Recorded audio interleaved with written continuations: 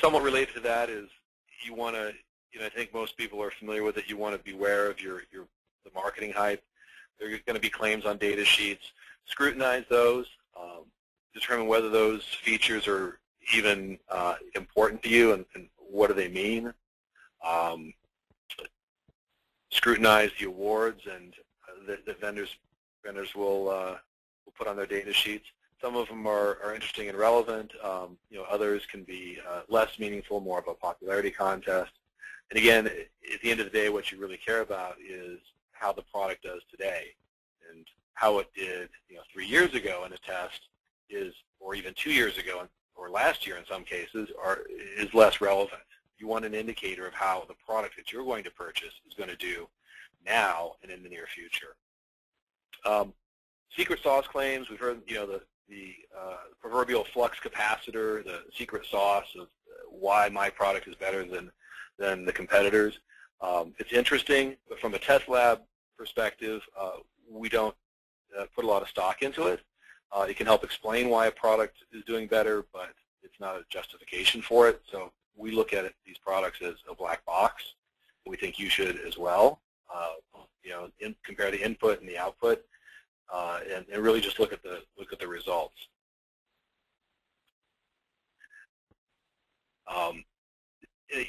Getting towards the end here, I think one of the interesting things that I'd suggest is that it's a little counterintuitive, but look for deficits in products. Again, don't just look for what they do, but try and find out what's lacking.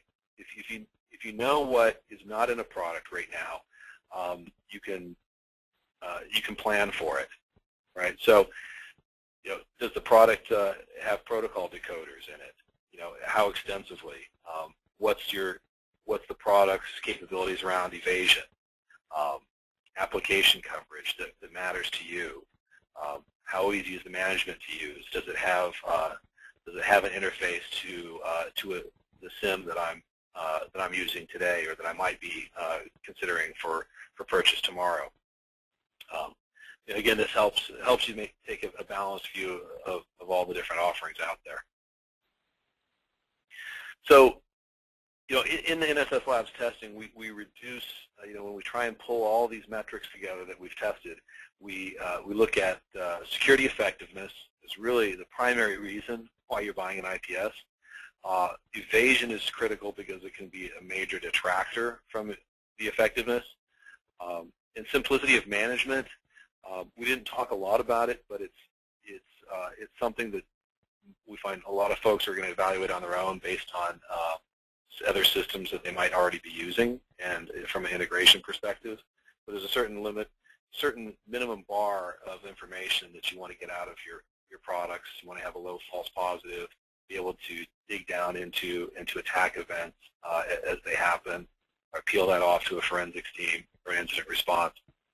And then ultimately, as you float your recommendation up to your bosses, the value, the TCO of security products is going to be very important. So those are things that we consider when we assign a rating of recommended, neutral, or caution to various products that we evaluate. And it's probably good guidelines for you to consider as well. So, in summary, start by defining what your needs are. Start with a small list rather than a very large list. Consider the key criteria of the assets you're trying to protect. Understand the vulnerabilities that might be inherent in your environment. Be honest about your limitations, and really try and leverage experts as you try and validate the effectiveness and performance of the products that you're considering. So, Matt, with that, I'm happy to pass it back over to you.